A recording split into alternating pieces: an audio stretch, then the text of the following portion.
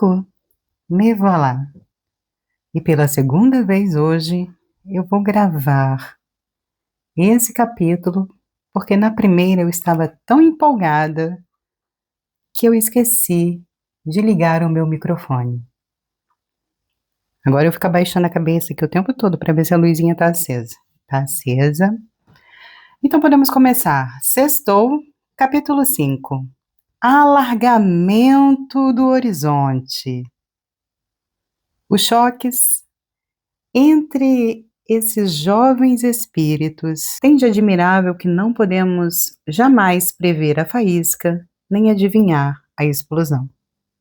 O que vai jorrar depois, nós o ignoramos. A explosão de riso parte da ternura. No momento cômico, o sério faz a sua entrada. As impulsões dependem da primeira palavra pronunciada. A verve de cada um é soberana. Um lazi é suficiente para abrir caminho ao inesperado. Esses são os encontros com bruscas reviravoltas, onde a perspectiva muda de repente. O azar é o maquinista dessas conversações lá. Um pensamento severo, bizarramente saído de um trocadilho de palavras, atravessou como um foguete a mistura de palavras, onde falavam confusamente Grantaire, Bahorel, Prouvaire, Bossuet, Combeferre e Courfeyrac. Como uma frase pode aparecer em um diálogo? De onde vem que ela se sublinha ela mesma na intenção daqueles que a escutaram? Nós acabamos de dizer, ninguém o sabe.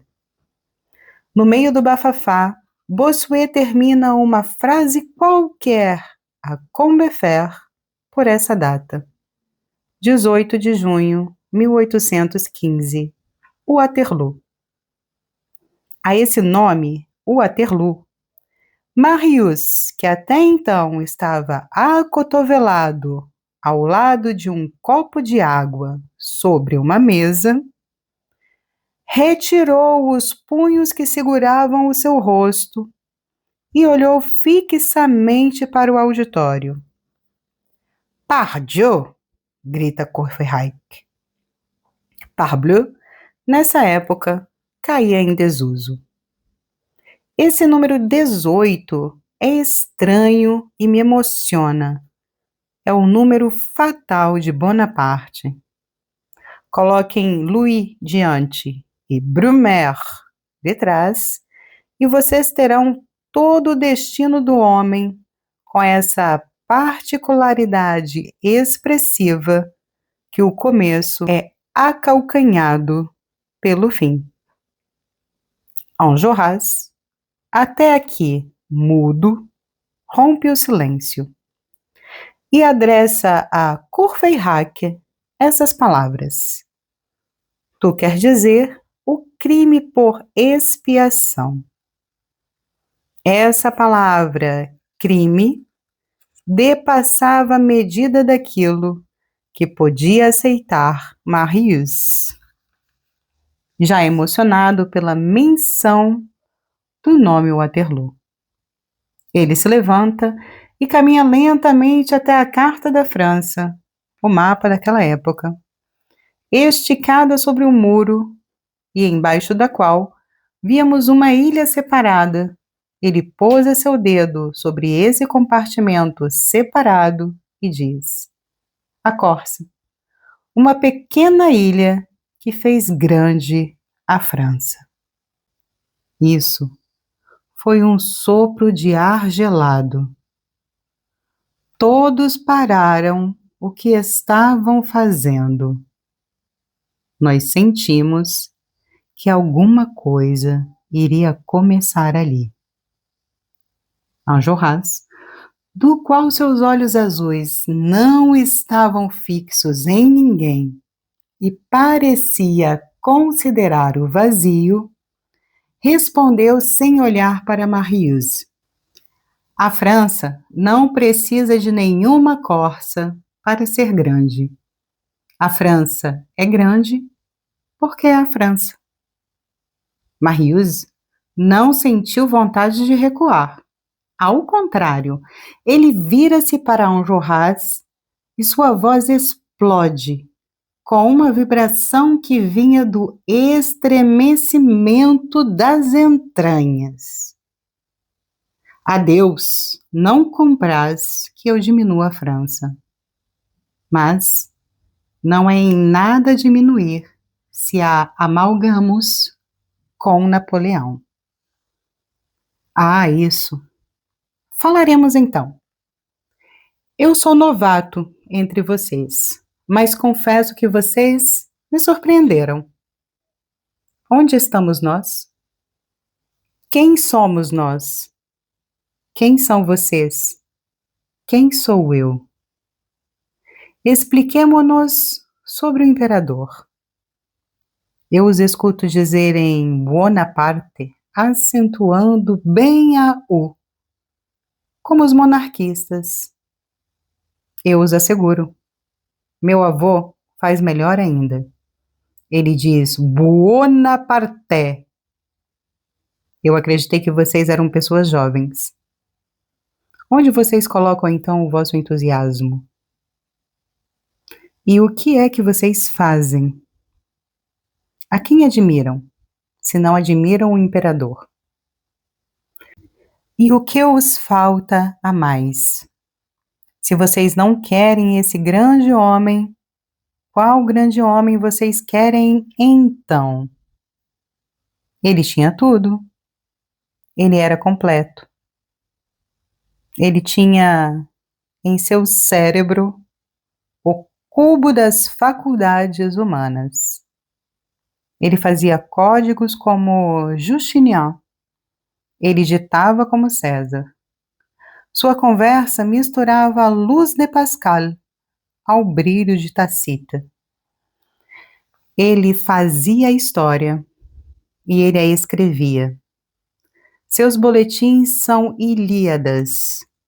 Ele combinava a cifra de Newton com a metáfora de Maomé. Ele deixava detrás dele, no Oriente, palavras tão grandes como as pirâmides. Em Tilsirti, ele ensinou a majestade aos imperadores. Na Academia de Ciências, ele dava a réplica a Laplace. No Conselho de Estado, ele enfrentava a Merlin. Ele deu alma à geometria de uns e à chicana de outros. Ele era legista com os procuradores e sideral com os astrônomos. Ele via tudo, ele sabia tudo, o que não o impedia de rir de um riso bobo diante do berço de sua criança pequena. E de repente, a Europa atordoada escutava. Exércitos colocavam-se em marcha, os parques da artilharia rolavam, as pontes de barcos aumentavam nos rios, as nuvens das cavalarias galopavam no furacão.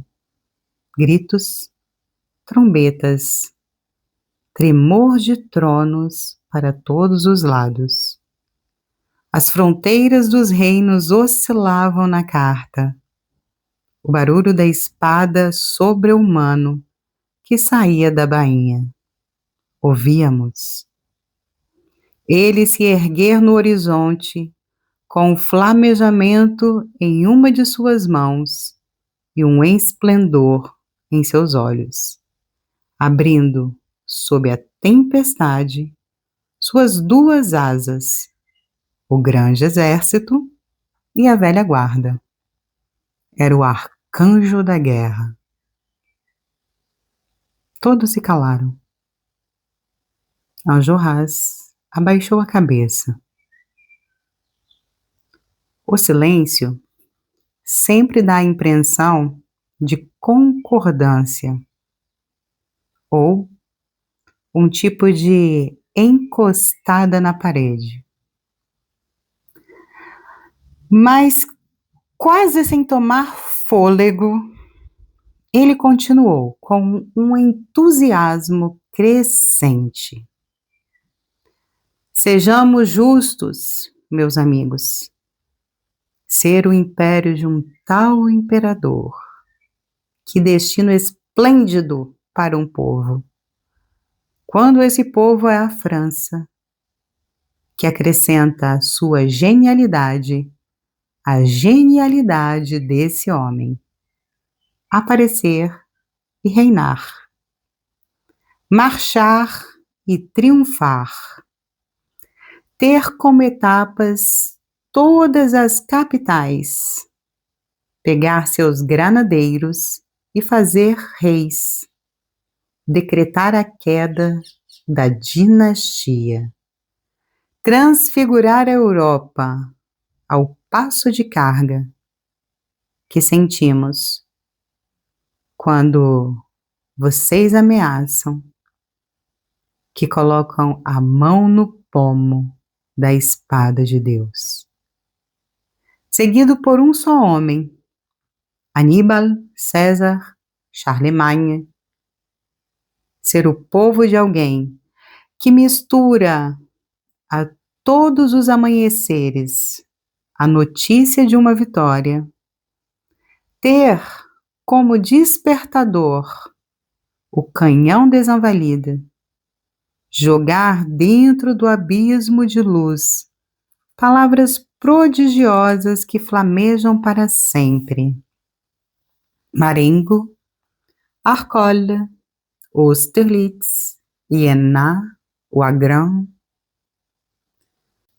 Fazer que a cada instante choque no zenite dos séculos com constelações de vitórias. Dar ao Império Francês por independente do Império Romano. Ser a grande nação e dar a luz ao grande exército. Fazer voarem por todos os lugares da terra suas legiões, como uma montanha envia suas águias. Vencer, dominar. Ser na Europa um tipo de povo dourado por força da glória. Tocar através da história uma fanfarra de titãs. Conquistar o mundo 2 vezes, pela conquista e pelo encantamento. Isso é sublime. O que pode haver de mais grande? Ser livre, diz Combeferre. Marius, por sua vez, abaixa a cabeça. Essa palavra simples e fria o atravessou como uma lâmina de aço, sua efusão épica, e ele a sentiu desaparecer dentro dele. Quando ele levantou os olhos, Combeferre já não estava lá, satisfeito provavelmente com a sua réplica apoteótica. Ele acabava de sair e foi seguido por todos os outros, exceto por Enjolras. A sala estava vazia. Enjolras, sozinho com Marius, o olha gravemente. Marius, tendo religado suas ideias, não se deu por vencido, não. Ele estava preparado para continuar, quando, de repente, ouvem alguém cantar nas escadas ao sair. Era Combeferre. E aqui está o que ele cantava. Se César me houvesse dado a glória e a guerra, e que fosse preciso que eu deixasse o amor de minha mãe, eu diria ao grande César: pegue de volta teu cetro e o seu carro, Eu amo mais a minha mãe. Eu amo mais a minha mãe. O acento terno e brincalhão com que Combeferre cantava esse couplet deu um tipo de grandeza estranha a essas palavras. Marius, pensativo, com os olhos no teto, repetiu quase automaticamente: Minha mãe? Nesse momento, ele sentiu a mão de Enjolras em suas costas. Cidadão, disse ele, minha mãe é a República. E esse é o final do 5º capítulo. E só para informação, hoje em dia, essa República, ela tem um rosto e também tem um nome. Ela se chama Marianne. Capítulo 6. Res Angusta. Estreitamento. Essa noite deixou em Marius uma sacudida profunda e uma obscuridade triste na alma. Ele sentiu o que talvez sente a terra quando a rasgamos com um objeto de metal para colocar as sementes de trigo. Ela só sente a ferida. O estremecimento da germinação e a alegria do fruto só chegam mais tarde. Marius ficou sombrio. Ele vinha apenas de fazer-se uma fé. Era necessário tão rápido a rejeitar? Ele se afirma a ele mesmo que não.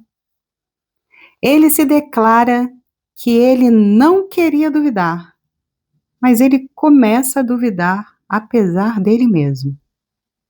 Estar entre duas religiões, de uma que ainda não saímos e da outra que ainda não entramos, isso é insuportável. E esse crepúsculo só agrada às almas morcegos. Marius era uma pupila franca. Para ele era necessária a verdadeira luz. Os dias nublados da dúvida o faziam mal. Qual que fosse o seu desejo de ficar e de se manter ali, ele estava invencivelmente contrariado de continuar, de avançar, de examinar, de pensar, de caminhar para mais longe. Onde isso conduziria? Ele temia, após ter dado tantos passos que o aproximaram de seu pai, de dar agora passos que o afastariam.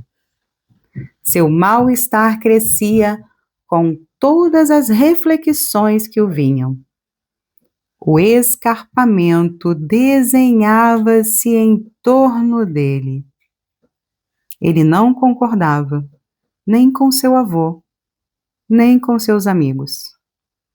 Temerário para um, atrasado para os outros.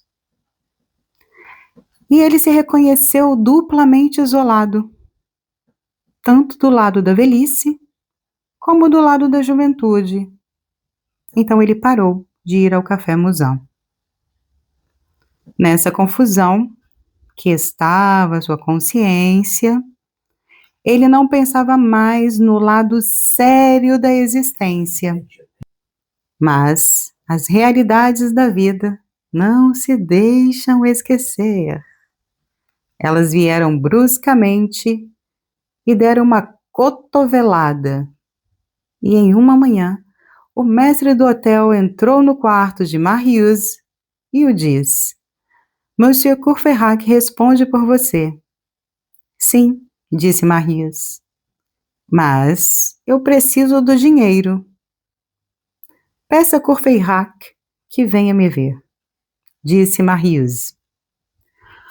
Courfeyrac chegando, o hoteleiro os deixou. Marius, Conta então tudo aquilo que ele ainda não havia contado, que ele estava como sozinho no mundo, já não tendo nem pai, nem mãe. O que você vai se tornar? Perguntou Courfeyrac. Eu não sei nada. O que você vai fazer? Eu também não sei. Você tem dinheiro? 15 francos. Quer que eu te empreste? Jamais. Você tem roupas? Vá lá. Você tem joias? Um relógio. De prata? De ouro. Eu conheço um comerciante de roupas que comprará o teu sobretudo e uma calça. Está bem. Mas você não terá nada além de uma calça, um colete, um chapéu e uma camisa. E as minhas botas. Que? Você não andará a pés nus? Que opulência!